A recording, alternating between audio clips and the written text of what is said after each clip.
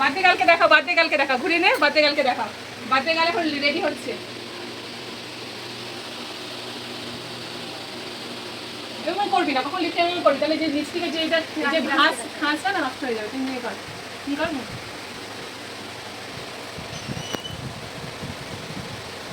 এই দেখো মা ছেলে রেডি। কোথায় যাচ্ছ তোমরা? কোথায় যাচ্ছি আমরা? দিদিদের বাড়ি জন্মদিন হবে, বার্থডে পার্টিতে যাচ্ছি। Birthday party. একদম রেডি হয়ে গিয়েছে, এবার বার্থডে পার্টি জয়েন করবে, তাই তো? চলো, জুতোর পরা হয়ে চল, একদম কমপ্লিট, ফুলবাবু হয়ে গিয়েছে। চলো আমি এবার জুতোটা পরে নিই। চল, গিফটটা দাও। গিফটটা দিতে হবে না? ওই দেখো ওখান থেকে নিয়ে নাও, আর একটা ব্যাগের মধ্যে নিয়ে নাও। কই দেখি পুচু, তোমাকে কেমন লাগছে?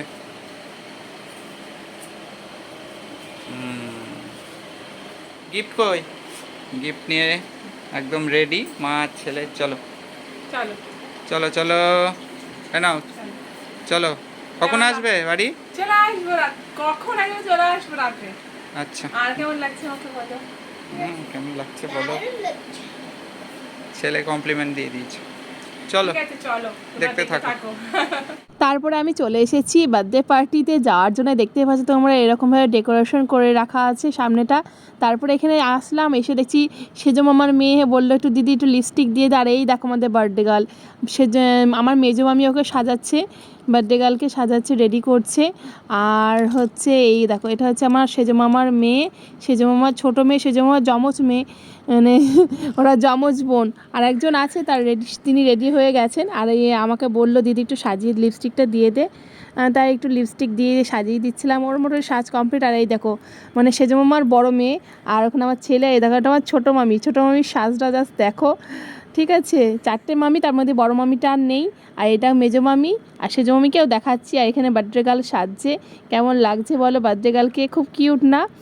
আর ওখানে বললাম না আমার সেজো মামার মেয়ে বসে আছে, এরা দুইজনেই কিন্তু যমজ মেয়ে, কিন্তু দেখে কিন্তু মুখে দেখে এক মনে হবে না। এই দেখো ছোটোটা, এটা যে সেজো মামির ঘরে চলে আসলাম, দেখতে আসলাম যে সেজো মামি রেডি হয়েছে কিনা। তারপরে দেখছি এ দেখো এটা হচ্ছে আমার সেজো মামি রেডি হচ্ছে।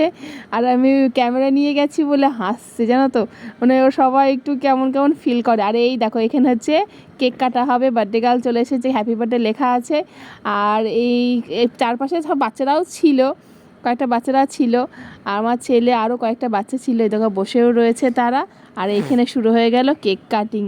এত জোরে জোরে সোনো স্প্রে ছাড়াচ্ছিল কি বলবো। আর আমার ছেলে চেষ্টা করছিল। তারপরে এখানে একটু গান নাচ হচ্ছিল, সবাই মিলে একটু বাচ্চারা নাচ গান করছিল। তারপরে একটু কেক খাওয়া দাওয়া হলো, সবাই মিলে ছবি টবি তুললো। তারপরে তো আর কি, তারপরে আমরা রাতের খাবারটাও খেয়ে নিলাম। ছেলেকে আমি আগেই খাইয়ে দিয়েছিলাম, তারপরে আমিও খেয়ে নিলাম, কারণ বাড়িতে ফিরতে, বাড়ি আর কি ফিরবো, কৃষ্ণনগরেই মামার বাড়ি আর কৃষ্ণনগরেই আমার শ্বশুর বাড়ি। যাই হোক, বেশি দূরের রাস্তা না, অল্প একটু দূরের রাস্তা। তারপরে এখানে আমার ছোটো মামি সবাইকে কেক টেক দিচ্ছিলো। ঠিক আছে, খাওয়া দাওয়া করে নিলাম, ভালোই লাগলো। সন্ধ্যে পার্টিটা ভালোই জমেছিল, অনেক দিন ধরেই ভাবছি তোমাদেরকে ভিডিওটা শেয়ার। তারপরে এখানে সবাই মিলে একটু ফুচকা খাচ্ছিলাম, তারপরে আর কি খেয়ে দিয়ে বাড়ি চলে আসলাম। ওকে, টাটা।